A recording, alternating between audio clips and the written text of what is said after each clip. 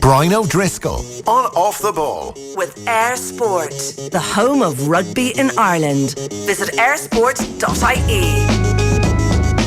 And you're very welcome along. We're live across a multiple of platforms. We're on Facebook, we're on Twitter, we're on YouTube, we're on Periscope, and of course we're also on the radio on News Talk. As ever, if you want to drop a comment, you can do it below, or of course you can text the show on 53106 for a cost of 30 cents. Dave is here and Brian is here. Brian, how are you? Yeah, really good. The November Internationals, this test window is open, and we're not really talking about this game for various reasons. There's been a lot of speculation about the future of Joe Schmidt and what's going to happen. Do you have any insight? Have you been chatting? Can you give us any exclusives? No, I spoke to him about 3 weeks ago.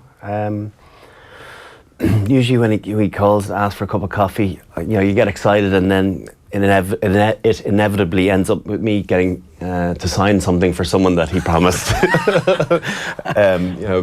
At some function he met somewhere along the lines, like, I thought I was in the circle of trust, but apparently I'm not. So when you say you get excited, like what are the possibilities in your mind? I don't know, maybe I'm just going to get a little bit more than I've gotten in previous years. That you might get a bit of insight. But I think, we had a conversation where I think he definitely offered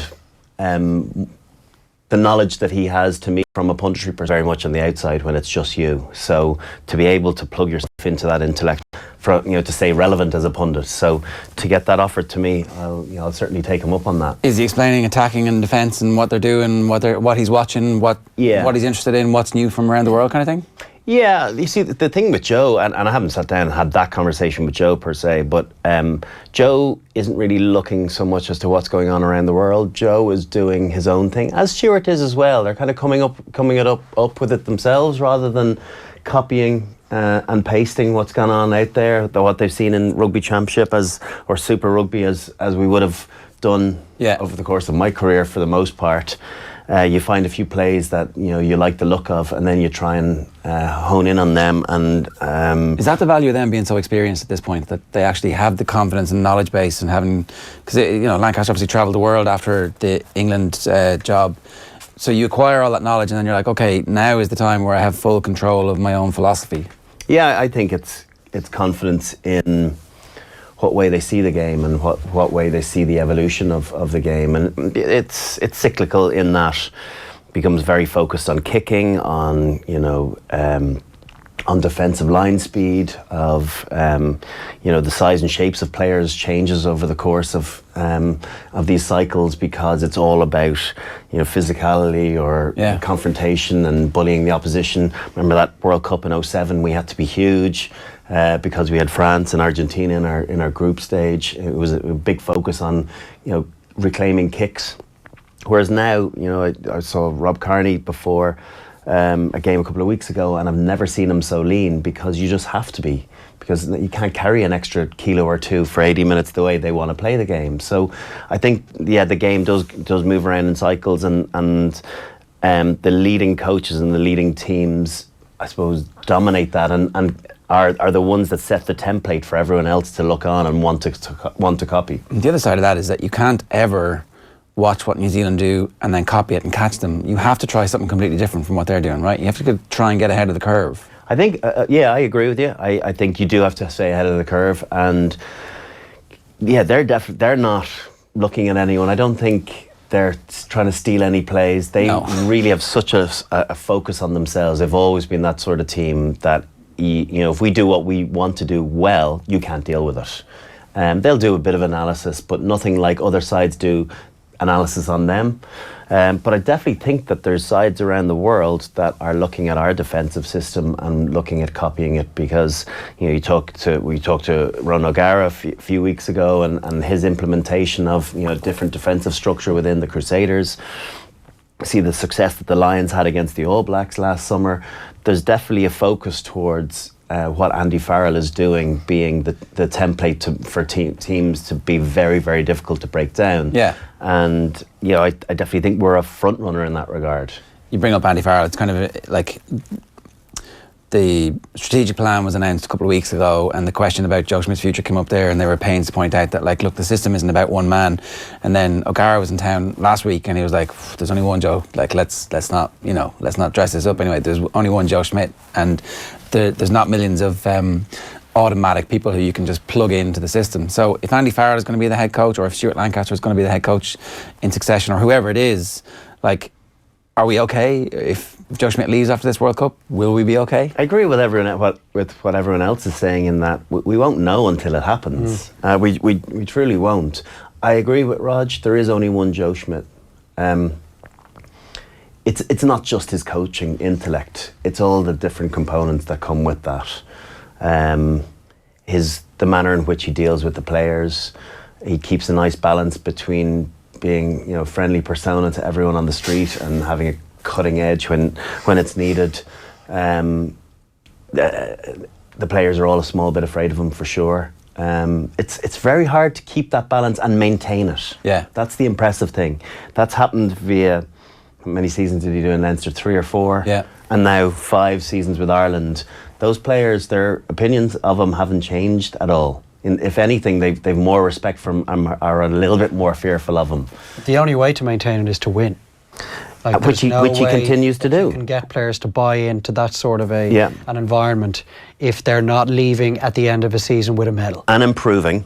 You don't have to leave every season with a medal, but you have to be competing, or you have to be in finals, or you have to be in semi-finals. So you have to be second in Six Nations or winning it, and now you have to get beyond quarterfinals in World Cup, because we'll look back and reflect in a year's time, depending on where we find ourselves. Yeah. Whereas I think the public perception is it'll be success if we get to a semi-final. I don't think that's the case with this team. They want to win it, definitely a final, and win it. And then will all the good work have been undone if they became unstuck against South Africa? Probably. Yeah. So it's awful in many ways that an individual's reign will be judged on what can happen in one quarter final. It feels like us and New Zealand are the only countries where the World Cup matters as much as it does. Like New Zealand, obviously, because that's the thing, but us, because we've never got past a quarter final, that we're completely fixated in a 4-year cycle. Like we've just won a Grand Slam, we've just gone back to back in the Six Nations, and everybody's like, yeah, that's great, well done. What about the World Cup? Like in Wales, at least, they enjoy their Grand Slams. It's like, this is an amazing team. It's one of the best teams we've ever had, because they reach semi-finals and they're like, well, it's just a World Cup. It's like we have this weird fixation with it. Yeah, it's like breaking the seal. I think it'll be easier. We'll look at World Cups differently when we get to a semi-final or we get to a final. Yeah. It's like when we won the Heineken Cup for the first time in 2009, or won the Grand Slam after 60 years. It didn't feel as difficult for this group of players. Yeah. I'd imagine, talking to them, the burden didn't feel the same, whereas we definitely felt that burden and felt that pressure, and definitely from a Heineken Cup perspective, because we were playing, we got a taste for it. To win 2 and 3 within 4 years, it seemed much easier than the first one. Yeah, I guess that's natural enough. Do you think he's going to stay? Like, what's your instinct? I think he's going to stay. Do you think it's a pity that he can't wait until the World Cup is done to make his mind up? Because you would think that something of that magnitude will have an influence on his thinking, but the RFU naturally want this decision made. They don't want to be left with the team coming home from Japan, and so you're only 4 months out from a Six Nations. Put it this way. What do you think happens if he signs a new contract by the end of the year and we get beaten in a quarter final? Do you think he stays on? I don't know if he stays on, but it's his decision. Like, there's no way Joe Schmidt's getting run out of the job. Like, there is just such an enormous amount of credit in the bank that if, yes, we have a bad day against the Springboks and we end up going out in the quarterfinals, massive disappointment, but who's going to be brave enough to stick their head above the parapet and say, get Schmidt out of here, it was a mistake signing that new long-term contract? Well, a bunch of clowns will. Okay. They will. The clowns a bunch of clowns getting paid. The clowns, stuff, like, yes, they're the most vocal maybe of, the rugby cognoscenti, but any right-thinking individual that loves the game and is involved with the Irish setup will think, yeah, they've had a bad day. There could be injuries at play as well. Like, let's not rake over the Argentinian coals, but I mean, you take New Zealand's best 6 players out of their team, they don't win that World Cup. I know all the focus in the intervening period has been about strengthening the depth of the squad as much as we possibly can, but you can have all the bloody depth you want. If we go into the South African game minus our 6 best players, they will beat us. And Joe Schmidt will continue? I'm not sure. Well, if he signed his contract, I think he continues. The contract is going to be a 4-year deal. I don't think he's going to kick the can down the road. Does he for want 2 to years. do it? Does he want to do another World Cup cycle? It's a long time with one side. Now, see, it's not that one side though, is it? Like it's ever changing. He must look at the Irish setup and plus think, the Lions gig, right? There's so much youth here to work with. So there's a sabbatical from it. Yeah. So I definitely think if he stays, That's will as good have as to a be. rest. Yeah. But does Joe Schmidt want to take a Lions team that's being shafted with every tour that goes by? By the way, next time you travel, we're going to give you less time, 5 less weeks. prep time. Another opportunity to prove everyone wrong about how great he was, how great he is. You know, I think he looks at those with But for someone as meticulous as salivating him, Well, you asked the question. lips. What do you think happens if we get beaten in the quarterfinals and he signed a deal? I think he's not going to walk. I think and he's not going to be pushed. no, and he won't be pushed. But it'll be painful for everyone to have to, because the players will tell you they want him as long as he wants to be there. Yeah. Because of the results, because of the manner in which they train, the excitement, the preparation, everything that goes with it. They feel that they've got a fighting chance every time they take the field. And it's a bit of a grim conversation that we're talking about, a loss in the quarterfinal. I still don't think we're going to lose in the quarterfinal by any means. Better we have this conversation now, prepare ourselves, which we've never done before. So like, oh, we're going to win this thing, it's going to be grand. And then it's like, shit, another quarterfinal defeat. But if you talk, I think we've mentioned this before, like if he goes to New Zealand, which is the other job that he says that he doesn't want, he's said that to me before, I've no interest, but of course, coaches say that the whole time. Yeah. And then Erasmus said that and went back to South Africa a couple of weeks later. There's a plane ticket. Not that Johan van Graan, it doesn't mean exactly what he says, each to their own. But if he goes back to New Zealand and he's going to, you would imagine, want the All Black job, you don't get the credit you get in Ireland, in New Zealand for the job you've done when you win. Because it's not even well done. It's like, yes, that was expected. Yeah. It's here. It's like you get us to a semi-final, we will go bananas. And semi-final, the country will accept that, no problem. Whatever after that is an absolute bonus. But a semi-final is expected. But once we achieve it too, it will be, night, Sir Joe. We'll be all over it. Freedom of the country. Yeah.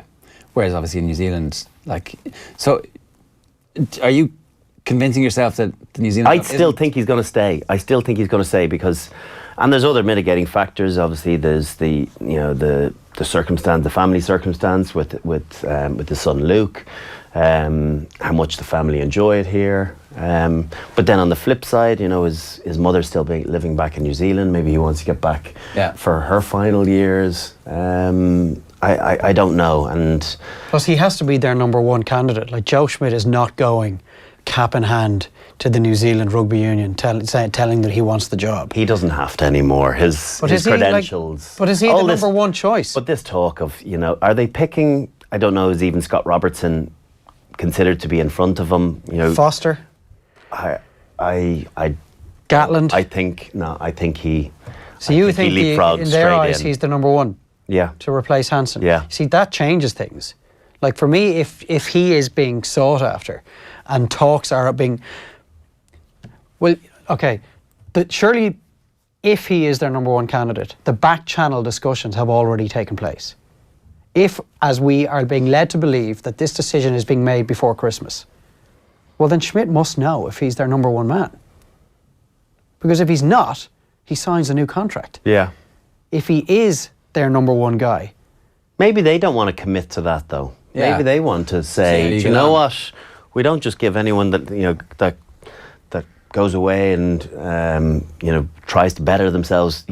Ultimately, more often than not, you have to plug yourself back into the system. What if Schmidt's then left with nothing, There is an exception to that. Graham Henry did. Did Graham Henry go back into Auckland for a season from the Wales job? Or did he go Wales straight into... I think there was a season, wasn't there? Yeah, so maybe they don't want the precedent of being able to go from one international job to another. But then Joe says no to the RFU and potentially doesn't get the New Zealand job either. Then. Yeah, but then he's into the system. So Joe knows what he's doing. Okay, so in advance of turning the IRFU down, he's either accepted that he has to do a year or two of Super Rugby in advance of getting that, or he knows you can get the All Black job straight from Ireland. So whatever Joe's doing, it's not on a whim, or but that taking would mean a punt. More than he likely, knows exactly what's coming down the more than likely the that line. he would not be at the 2023 World Cup. Well, maybe somebody comes in and is like an But he'd interim need them coach. to stink the joint out. I mean, it's possible, but Henry went back and was the defensive coach for the Blues for a season so. There's a box ticking exercise. Ways there, mean, so. Yeah. Or Steve Hansen stays on for a year. He goes in like attack coach with somebody in Super Rugby, and then a year afterwards, it's like, okay, good man, Stephen. Thanks for winning 3 World Cups in a row. And making life very difficult for your successor. Okay, so you think he's going to stay. Let's talk about the team this weekend against Italy. Yeah. A reminder, of course, this game is being streamed live on the Air Sport YouTube page, free to air. It's a really interesting team. Like, that backline, you wouldn't be terribly surprised if this is a backline that at some point we see starting a Six Nations game if Sexton's being rested or injured or whatever. So Luke McGrath's 9, Joey Carberry's 10, it's Bundy Aki and Gary Ringrose 12 and 13. Which is interesting that they're putting that partnership out to see how it goes. Stockdale on the wing, Andrew Conway on the wing, and Jordan Larmour at 15. It's pretty exciting. Am I right in saying Bundy and Gary? So they played the final, game? the England game. Do they play? They would have played the Welsh game as well. No. With Chris Farrell. Farrell played. Farrell played. Farrell. Wales? It was Scotland. So Wales first, then Scotland, then So against Wales. I'm trying to think. Henshaw did a shoulder against the Italians. Italian game, yeah. So anyway, they've played together, but that has the look of a team post World Cup, doesn't it? Yeah. When Johnny Sexton's done, and there's a few players that'll tell you don't retire them too soon, but Murray's going to be around another while. Earls is still in the mix for another while. So we've got to wait a few years before we see the remnants of that side. But it's an exciting backline. Yeah. It's a very attack-orientated backline. When you see Joey Carberry at 10, it sets the tone for the rest of his team as to how he's going to go. And they'll be playing on their toes this week because kicking is a secondary thought. It's not something that he wants to do a lot, and it's not his more natural instinct. So that changes the mindset for everyone else that's playing. Everybody there, maybe apart from 9 and 10, really feel like they should be starting for Ireland against the All Blacks. Maybe Jordan Larmour thinks he should be starting on the wing. Maybe he thinks he's got a chance of getting into to be the next in line and full back. Yeah, I think he's thinking more of that. I don't think Jordan Larmour thinks now that he's going to start against the All Blacks. I think Andrew Conway thinks that he can start, but ultimately he's probably seeing himself as a third choice winger on the back of the year that Jacob Stockdale and Keith Earls have had. Bundy, again, he did nothing wrong in the Six Nations. Was the only centre that played all 5 games. Am I right in saying that? And was unbelievably good, but yet I don't think he is a first choice centre pairing. So I think Henshaw and Ringrose. Yeah, I think it's Henshaw and Ringrose. Yeah. Okay. When you're talking about the playing on their toes and the difference when your out half is not going to be kicking it, what difference does that make to how you approach the game and your mindset and even within plays? Well, it's holding an extra yard of depth because the pass is going to have to be thrown out in front of you. If you've got a kicking 10, you want to get up there after it a little bit earlier, so you play a little bit flatter. Particularly wingers, where knowing the expectation is for them to do the kick chasing. Yeah. So if they know that their 10 is more likely to play it, there's nothing worse than getting too flat for your 13 or for your full back running onto the ball, and then them really having to force a pass to throw it super flat because you're flat. Yeah. So I think that definitely changes the mentality a little. But yeah, it's what a great opportunity to get. I look at this fourth test, and we've never been an advocate for it before. I'm sure Joe Schmidt is delighted a year out. I don't know if it's great, playing one of the Six Nations teams in November. Does that devalue the Six Nations a small bit? Likewise, Wales and Scotland playing this weekend. At least it's like their third choice team. The Italians picked. Yeah. But it's still, but it is a chance with less than a year to go, to find out a little bit more about certain players that wouldn't have gotten other game time in in November, maybe against USA. A lot of these players aren't going to be featuring in the next 2 weeks. John Cooney is on the bench, Ross Byrne is on the bench, and Will Addison is on the bench. Will Addison obviously in the Ireland system because he's Irish qualified. What do you make of the Addison situation? I think he's been really good. I think he is someone that has the scope to maybe squeeze in second last or last spot because of his versatility. To the whole squad or to the bench? I think he's a nice player. Right. Sorry, the whole squad. Right. No, I'm talking about a whole squad. I don't know if he's a first 23 player. I think there's too much firepower elsewhere. But he is a very, very proficient player. Again, doesn't make a lot of errors. Does simple things very well, and still can play on the wing or a full back and a 13. And for a World Cup, you need a player like that.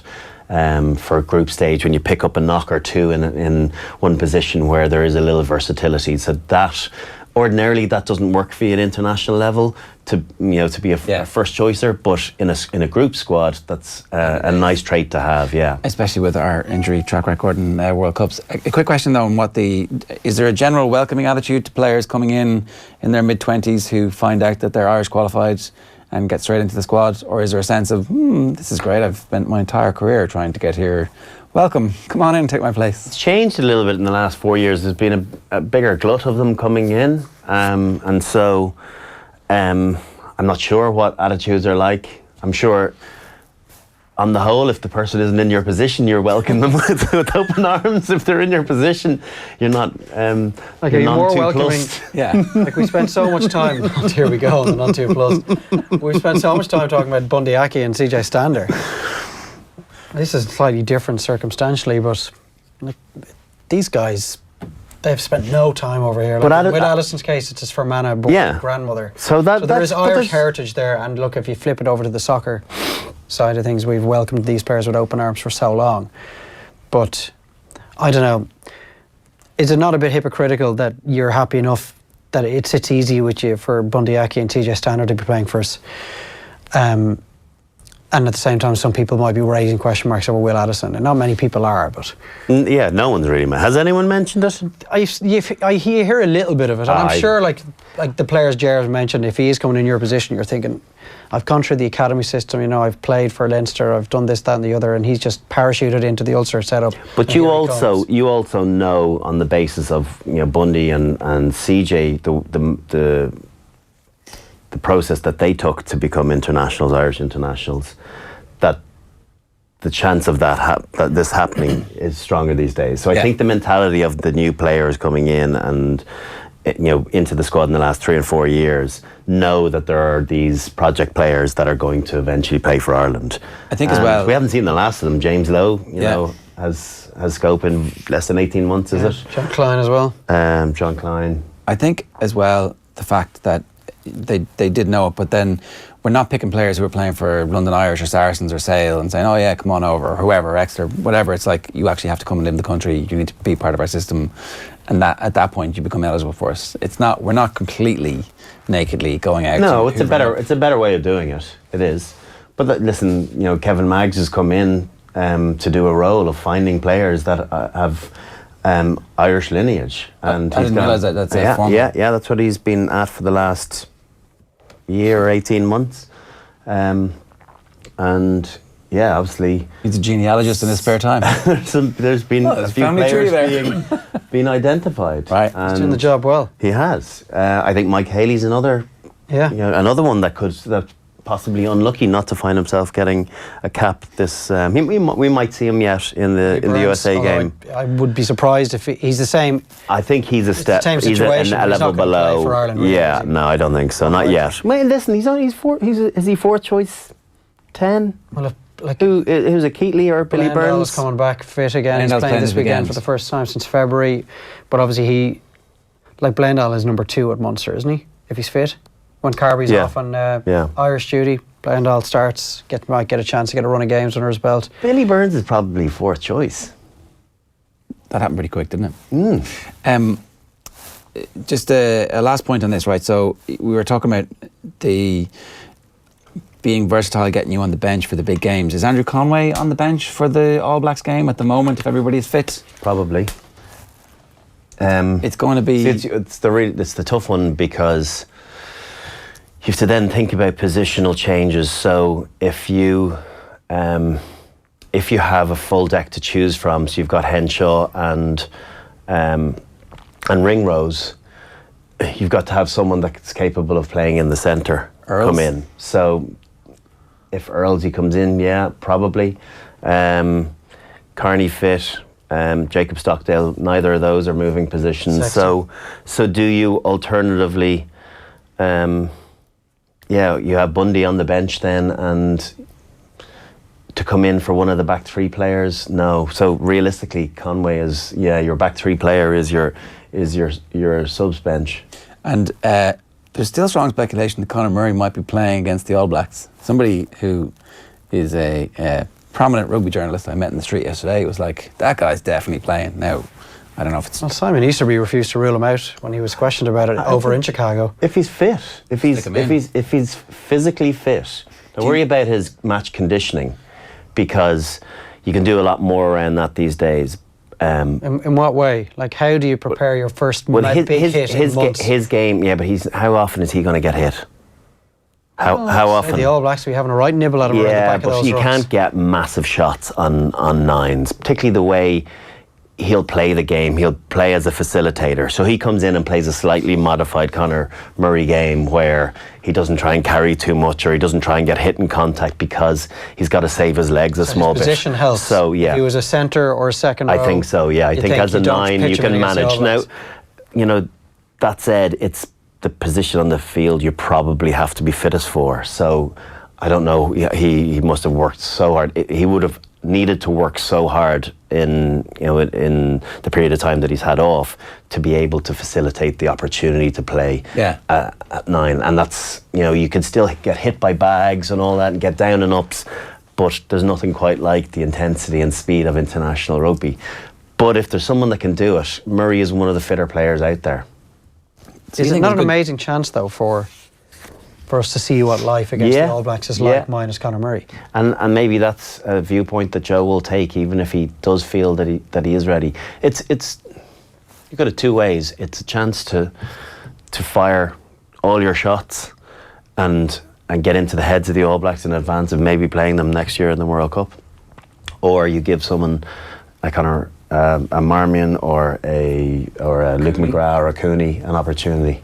I don't even know. Is Marmion back? No, Marmion's gone back to Connacht to play. Yeah, but he is back playing. Yeah. So when I saw this team, I was thinking, Marmion's like, maybe he slipped into fourth position. But we had Eddie on the show last night, and he was saying, well, look, it's more about giving Marmion minutes, and that he would still see Marmion and McGrath as the two in the shootout for the number 2 scrum half spot. But Cooney gets a chance, if he gets a chance to play significant minutes in Chicago, so suddenly he's probably in that mix with Luke McGrath, and Marmion's the guy who's getting screwed. That's where training is so important. How you look on a training field, how well you know the plays, how well you function within the system. That is stuff that we could talk about, forever, but not have the knowledge of. Yeah. So we won't know until he names a team who the second choice scrum half is, really. And it seems like that's an open competition all the time. Yeah. Unless he just starts naming Marmion or whoever second choice, and then that's it. Like he makes his decision for the World or for the over the course of the 6 Well, there's no need really, is there, to do that? Keep this open for as long. Yeah, that's it, and that's his style. He'll keep everyone guessing, including besides us, all the players won't know either. Yeah.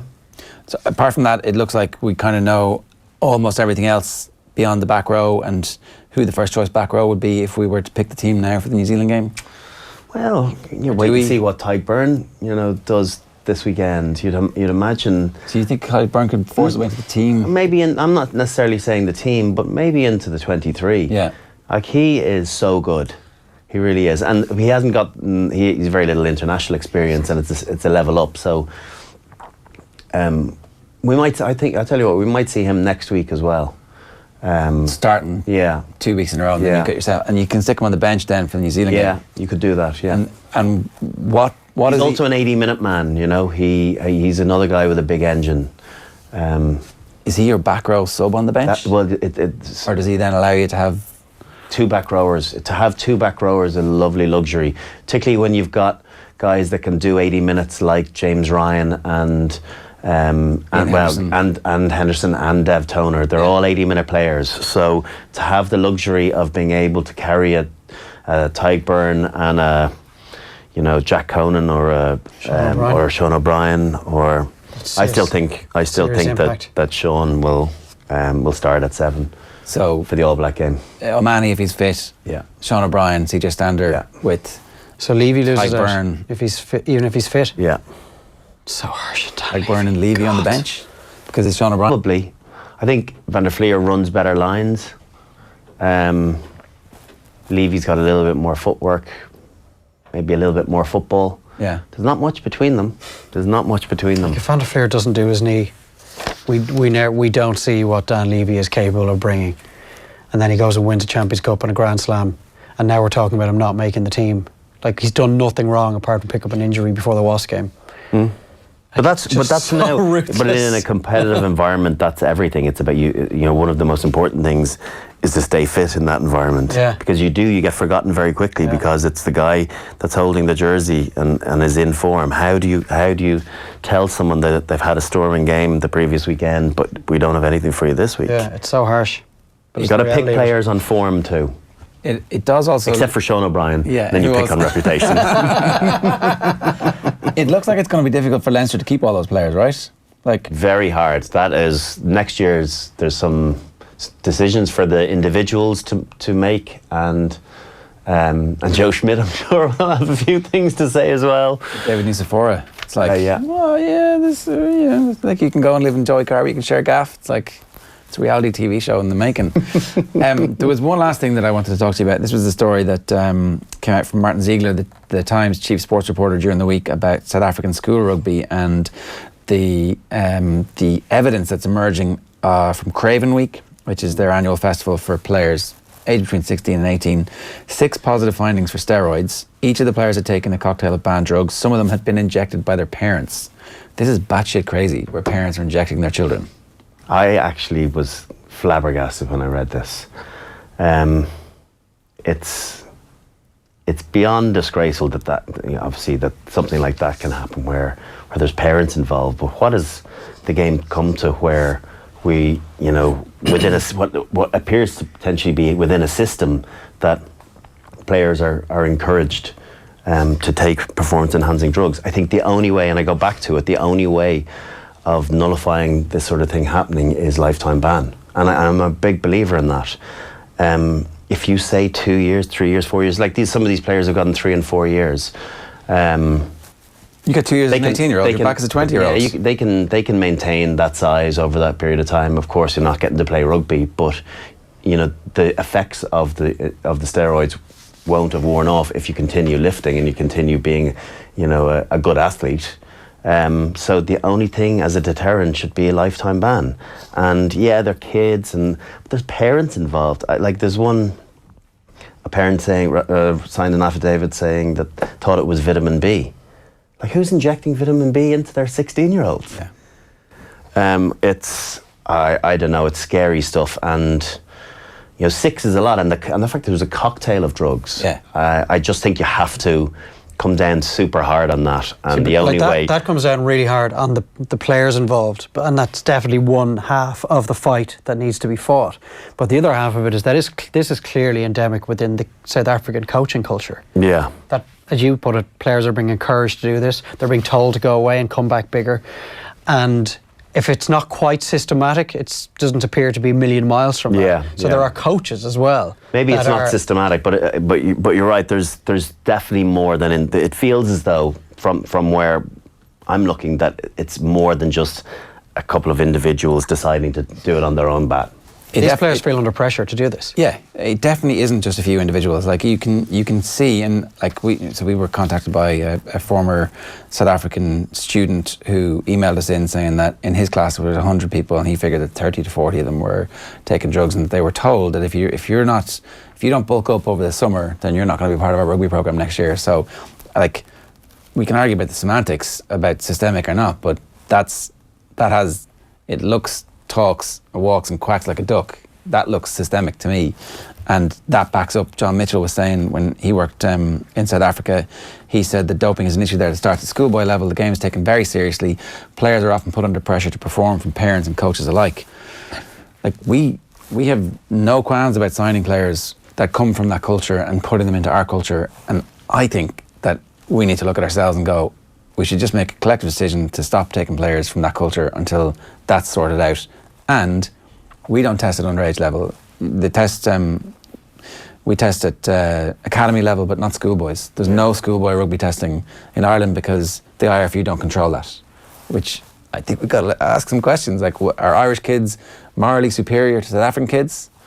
Well, maybe. If they know, if you think about kids as well, with how educated they are on life and how easily accessed they can find themselves, find the information around what they need to do to change their physiques or improve or get better. And if they, I don't know, I presume pretty close to hand they can find the material. If they are able to do it at 16 and a half and be gone within a year and a half, it seems crazy that we're not testing at schoolboy level. Absolutely crazy. If that is happening, it's got to be stopped, because the health of the kids, the future of the game, the reputation of the game, everything is on the line. And I think there's something bubbling now with this coming out, and if it's happening in South Africa at what might sound like a big level, there's no way in other countries it's not happening at some smaller level. There's no way. It's absolutely happening. And New Zealand have said they're going to come out and start testing the schoolboys there. And we really need to find some way of getting parents and schools to agree to have their kids tested. I understand there's a massive privacy issue, and I understand that the repercussions for a 16-year-old who fails a drugs test are quite serious, because obviously, your lifetime reputation is affected by it. But there has to be some way, some halfway house. Maybe those tests, the results of those tests are never made public. But if there's parents involved, as it sounds like there are in South Africa, I think, excuse the phrase, but you're peeing against the wind. Like if those that love you the most are putting you most in danger, well, you're in major trouble there. They're almost, I suppose, there's nothing you can do about that. It's the ones where there's kids on their own, or within, getting pressure from coaching staff to go and do it. That's where we really have to crack down. I think if your parents are providing,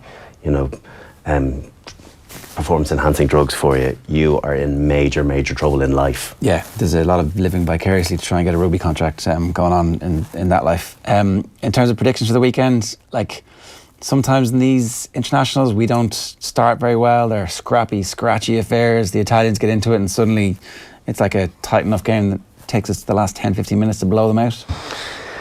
Yeah, it's the first test match since the summer. Very different side, but great opportunity for lots of individuals. So expect some big performers. So I still think 25 or 30.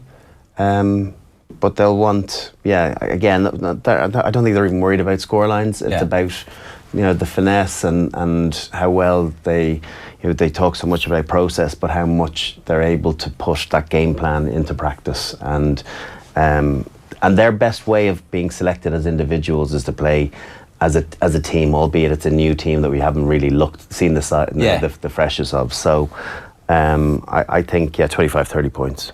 No, I think it's hard to put up too much expectation on the team. Like, it's full of brand new combinations. First test match since the Australian tour, and you don't really know what you're going to get from the Italians because they are short of several of their frontline players as well. I don't think Conor O'Shea has any level of expectation on what his players are going to deliver in this game. Like, we will win it. But I think getting the travel involved as well, and the fact that Schmidt arrived later than the rest of the coaching staff, I just think it doesn't have the usual ingredients for a typical Irish Joe Schmidt-like performance. I think it'll be scrappy enough. We'll win it by a few scores, but I don't think we're going to remember this game with a huge amount of fondness in 10 years' time. All right, good stuff. Thanks, lads. That game, of course, live on Air Sport and on their Facebook and YouTube pages. You can get all the details for that as well. That's Friday Night Rugby for you. Brian O'Driscoll on Off the Ball. With Air Sport, the home of rugby in Ireland. Visit airsport.ie.